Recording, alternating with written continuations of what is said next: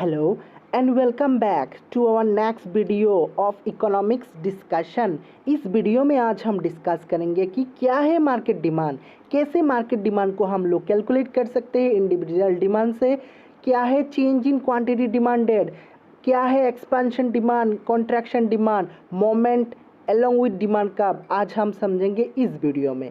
उससे पहले हम लोग को प्रीवियस वाला वीडियो देखना है, क्योंकि मार्केट डिमांड समझने के लिए हम लोग को इंडिविजुअल डिमांड समझना है। ठीक है, तो चलिए इस वीडियो को स्टार्ट करते हैं। इस वीडियो में आज हम डिस्कस करेंगे बहुत ही इंटरेस्टिंग टॉपिक जो है मार्केट डिमांड। तो चलिए विदाउट वेस्टिंग टाइम उसका डेफिनेशन देख लेते हैं। Market demand refers to the total quantity of a commodity that all the individuals are prepared to buy at given price during a specified period of time। अब उसका मतलब समझिए, given price में एक ग्रुप ऑफ पीपल कितना product का demand कर रहे हैं एक पर्टिकुलर टाइम के अंदर, उसी को मार्केट डिमांड कहते हैं। अब हम डिटेल्स डिस्कशन करेंगे जिससे आपका कॉन्सेप्ट और भी क्लियर हो जाएगा। चलिए देख लेते हैं। इस डेफिनेशन को क्लियरली समझने के लिए एग्जाम्पल को अच्छी तरह से समझना। प्राइस एन एन बी है, मार्केट में दो इंडिविजुअल है, प्राइस गिवन है। जब प्राइस 10 था ए ने डिमांड किया है 4, बी ने डिमांड किया है 5। जब प्राइस बढ़ गया 20 हो गया, ए का डिमांड फॉल कर गया 3 एंड बी का डिमांड भी फॉल कर रहा है 4। ठीक है, उससे हम लोग को मार्केट डिमांड कैलकुलेट करना है। तो मार्केट डिमांड क्या है? Summation of individual demand. Market में कितना इंडिविजुअल है? दो ही इंडिविजुअल है, ए एंड बी। अगर 3 इंडिविजुअल होता तो क्या होता? ए बी एंड सी को हम जोड़ देते। तब जब 10 था प्राइस, तब मार्केट डिमांड कितना है? 4 + 5 = 9। तब प्राइस 10 है, डिमांड है, मार्केट डिमांड है 9। प्राइस जब बढ़ गया 20 हो गया, मार्केट डिमांड 3 + 4 = 7। तो 20 में मार्केट डिमांड है 7। ठीक है, क्लियर हो गया। तो ये था हमारा market demand with the help of example. अब हम डिस्कस करेंगे जो मार्केट डिमांड से रिलेटेड क्वेश्चन एग्जाम में अक्सर रहता है 4 और 6 मार्क के लिए।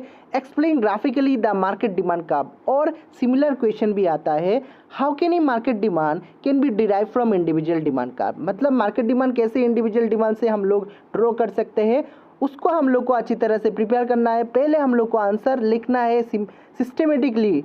डेफिनेशन पहले हम लोग को मार्केट डिमांड का देना है, उसके बाद हम लोग शेड्यूल एंड डायग्राम से हम लोग मार्केट डिमांड को एक्सप्लेन करेंगे।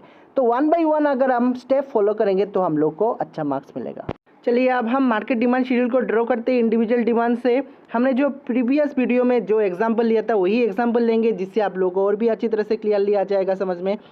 प्राइस ऑफ आइसक्रीम हमने लिया था, जब 21 था प्राइस ऑफ आइसक्रीम, तब ए ने डिमांड किया है 4 यूनिट्स। ठीक है, जब 22 हो गया प्राइस ऑफ आइसक्रीम, तब ए ने डिमांड फॉल कर रहा है 3 यूनिट्स। जब 23 है तब ए ने डिमांड किया है 2 एंड 24 जब था तब ए ने डिमांड किया है 1। अब आते हैं बी का डिमांड के ऊपर। जब 21 था तब बी ने डिमांड किया है 5, 22 जब था तब बी ने डिमांड किया है 4, जब 23 है तब बी का डिमांड है 3, जब प्राइस ऑफ आइसक्रीम 24 है तब बी ने डिमांड किया है 2।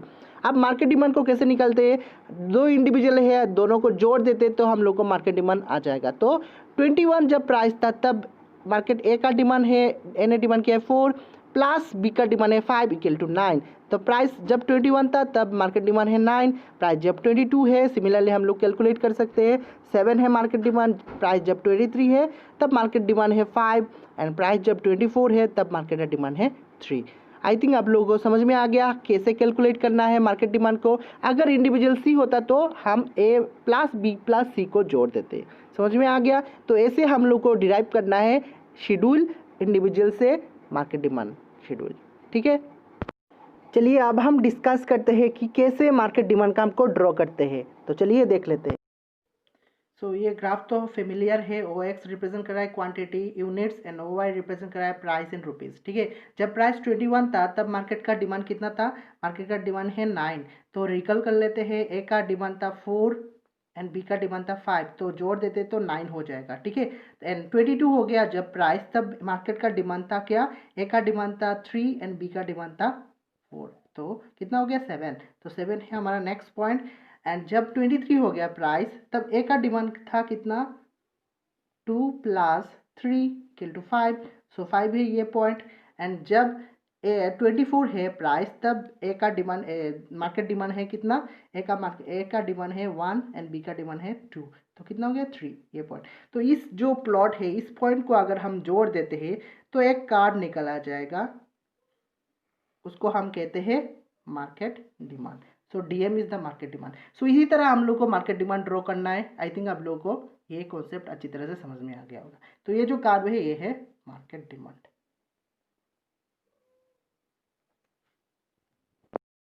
हमारा जो अगला इंटरेस्टिंग टॉपिक है वो देख लेते हैं, चेंज इन क्वांटिटी डिमांडेड। तो पहले उसका डेफिनेशन को देख लेते हैं।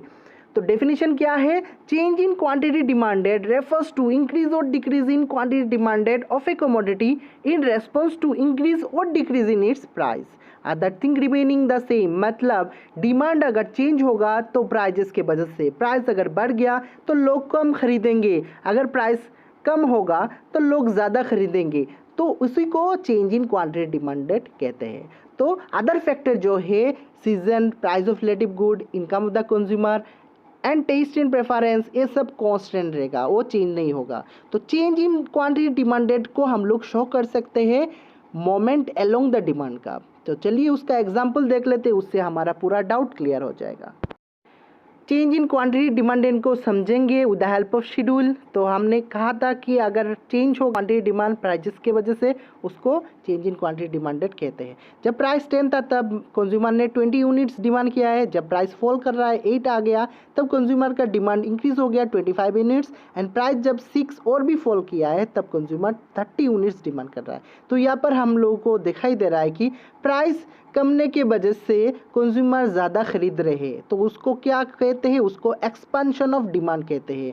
तो एक्सपेंशन एंड कॉन्ट्रैक्शन हम समझेंगे with the help of diagram. तो पहले एक्सपेंशन का डेफिनेशन देख लेते हैं।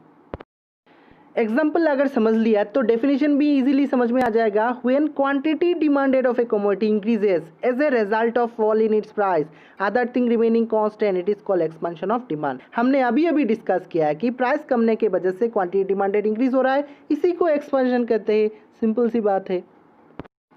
हमारा अगला कॉन्सेप्ट है कॉन्ट्रैक्शन ऑफ डिमांड, वो भी एक तरह की चेंज इन क्वांटिटी डिमांडेड है। तो डेफिनेशन क्या है?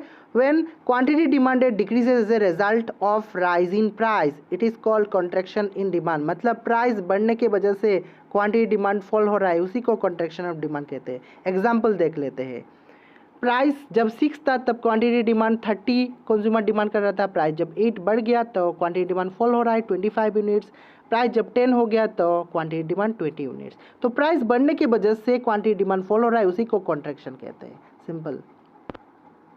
चलिए अब हम एक्सपेंशन एंड कॉन्ट्रैक्शन को और डिटेल्स तरीके से समझते हैं with the help of diagram. तो देख लेते हैं। हमारा जो डायग्राम है original diagram, DD is the diagram. OX represent कर रहा है क्वांटिटी यूनिट्स, OY रिप्रेजेंट कर रहा है प्राइस इन रुपीज़।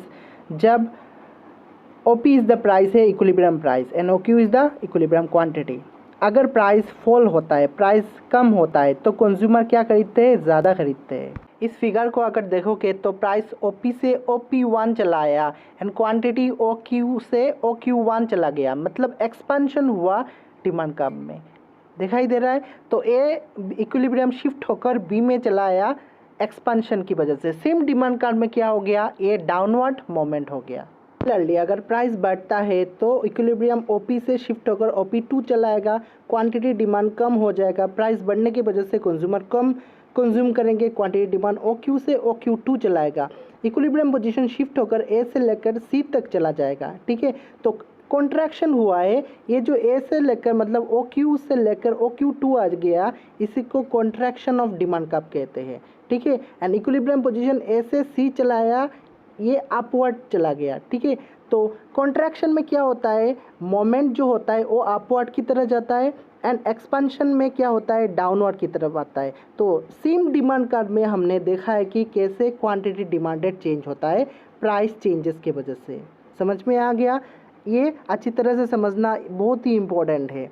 ठीक है, तो ये था हमारा आज का वीडियो। आई थिंक आप लोगों को अच्छा लग रहा है। लाइक कीजिए, शेयर कीजिए and don't miss to subscribe my channel. Thank you for watching.